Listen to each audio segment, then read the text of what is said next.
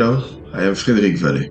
I am an environment artist, digital compositor working for the cinema and TV industry.